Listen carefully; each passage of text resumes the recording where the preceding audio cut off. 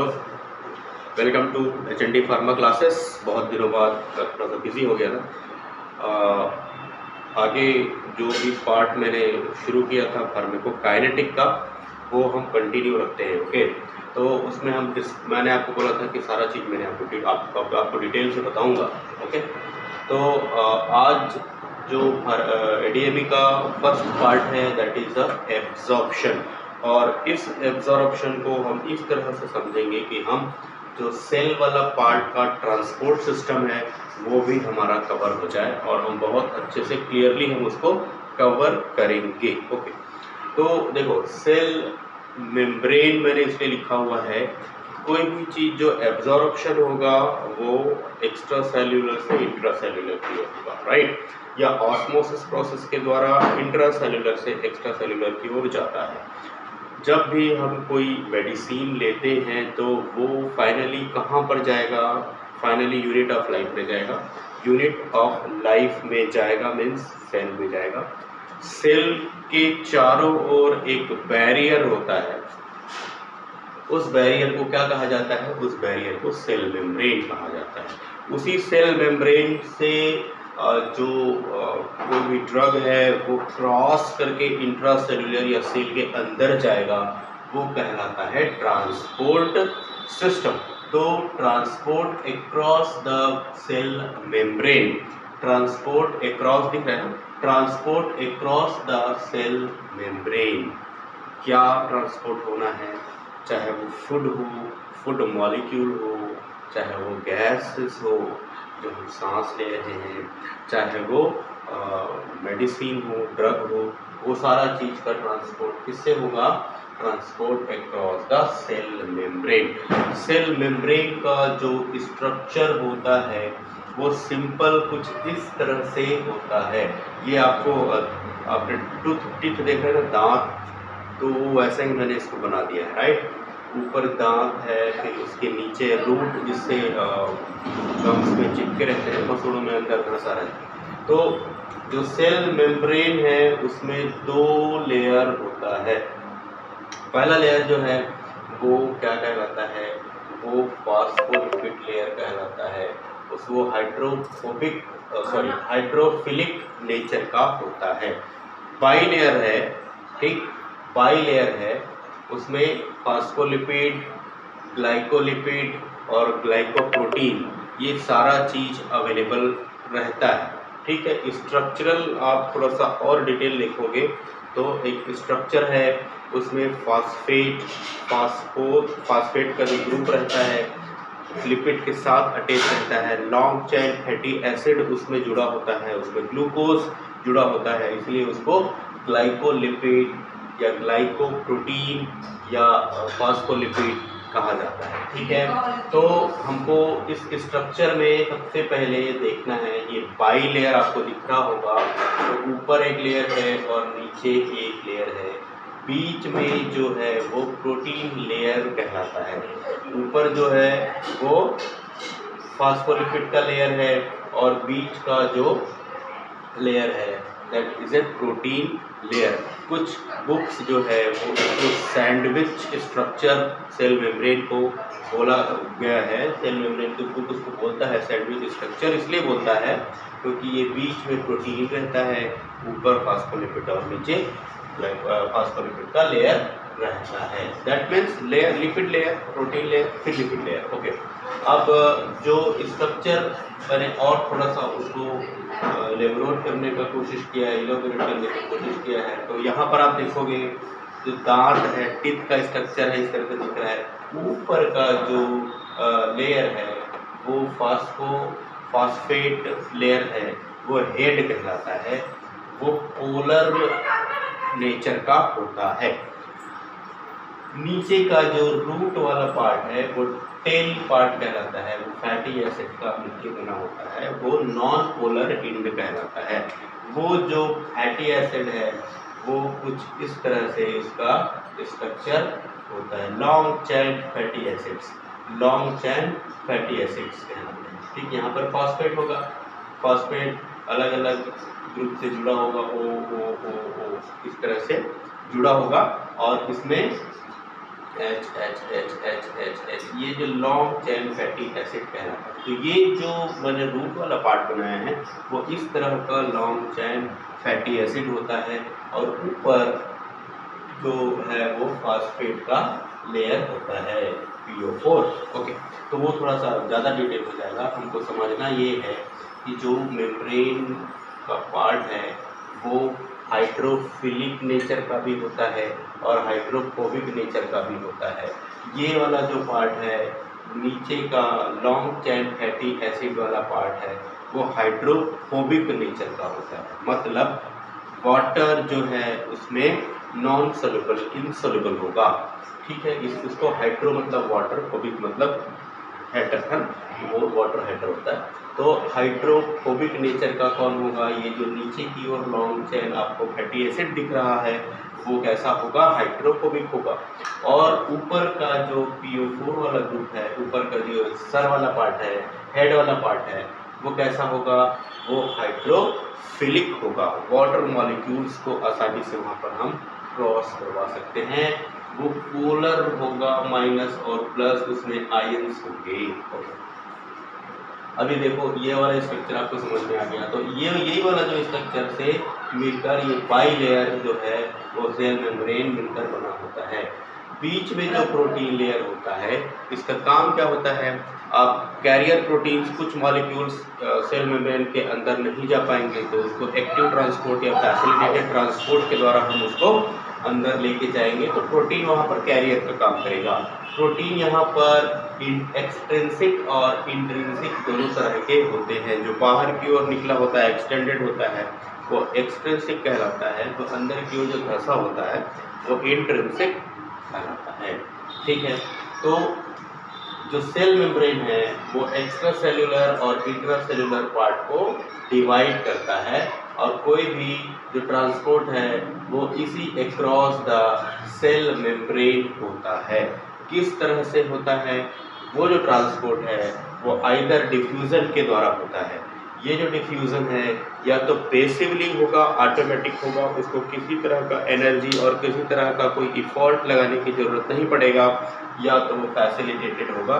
कुछ carrier proteins होंगे, हम उसको फैसिलिटी प्रोवाइड करेंगे ताकि वो जो मॉलिक्यूल है वो सेल मेम्ब्रेन को क्रॉस करके सेल के अंदर जा सके। ओके, और एक होगा एक्टिव ट्रांसपोर्ट मैकेनिज्म।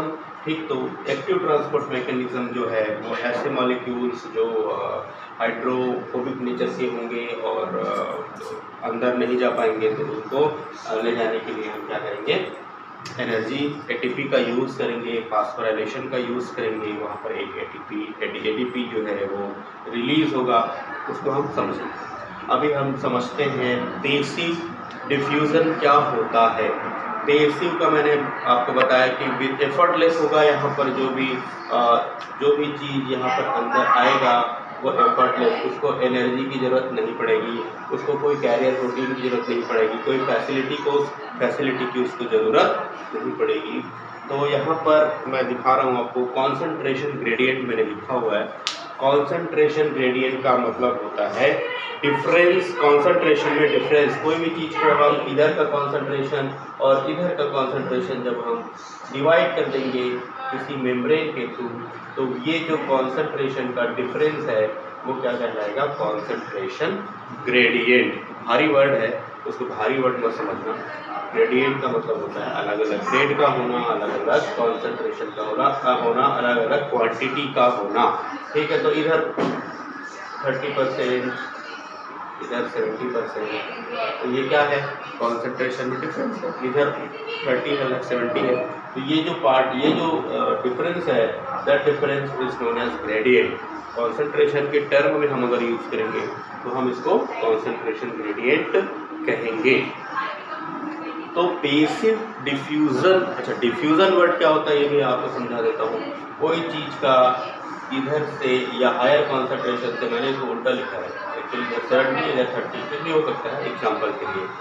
जो हायर क्वांटिटी से लोअर क्वांटिटी की ओर जो मूवमेंट है वो डिफ्यूज़ होना कहलाता है, डिफ्यूज़न कहलाता है।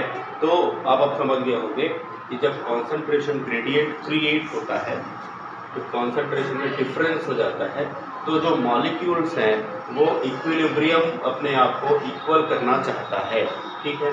तो जो मॉलिक्यूल्स है उसका इस मेम्ब्रेन के अक्रॉस मूवमेंट होगा, हायर कॉन्सेंट्रेशन से लोअर कॉन्सेंट्रेशन की ओर मूवमेंट होगा, वो पैसिव डिफ्यूजन कहलाएगा।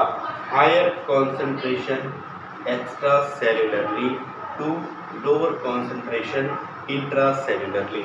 Suppose that this is your cell और यहाँ पर का कॉन्सेंट्रेशन बहुत ज़्यादा है, सेल के अंदर का कॉन्सेंट्रेशन कम है, तो एक्स्ट्रा सेलुलर से इंट्रासेलुलर की ओर जो मॉलिक्यूल्स हैं वो तब तक मूव करते रहेंगे जब तक कि दोनों का इक्विलिब्रियम ना हो। ये जो है वो ऑस्मोसिस का थ्योरी है। ऑस्मोसिस ये चीज़ ऑस्मोसिस भी कहलाता है, ऑस्मोटिक प्रेशर भी कहलाता है। ऑस्मोटिक प्रेशर की क्रिएट होता है, उसकी वजह से हायर कॉन्सेंट्रेशन से लोअर कॉन्सेंट्रेशन की ओर कोई भी चीज़ मूव करता है, वो पैसिव डिफ्यूजन कहलाता है। इस मूवमेंट में किसी तरह की कोई एनर्जी की ज़रूरत नहीं होता है क्योंकि ये पैसिव है, ठीक है, अपने आप होने वाला है। नो एनर्जी रिक्वायर्ड, इसलिए मैंने वहाँ पे नो एनर्जी रिक्वायर्ड लिखा हुआ है। इसका बेस्ट एग्जांपल है ऑक्सीजन, कार्बन डाइऑक्साइड और दूसरी गैसेस जो होती हैं वो डायरेक्टली जो गैसेस है ऑक्सीजन, कार्बन डाइऑक्साइड, नाइट्रोजन, ये सारे गैसेस जो हैं वो सेल मेम्ब्रेन को डायरेक्टली क्रॉस कर देते हैं। Okay, now second, facilitated diffusion. Facilitated diffusion क्या होता है? कुछ बड़े मॉलिक्यूल्स होते हैं गैसेस के अलावा, कुछ बड़े मॉलिक्यूल्स होते हैं जैसे ड्रग ही है, तो कुछ बड़े मॉलिक्यूल्स है, एक बिग और हाइड्रोफिलिक मॉलिक्यूल्स है। देखो, हाइड्रोफिलिक और हाइड्रोफोबिक। जो इनसाइड, यहाँ का जो इनसाइड है, रूट वाला पार्ट है, लॉन्ग चेन फैटी एसिड वाला पार्ट है, वो क्या है? हाइड्रोफोबिक नेचर का है।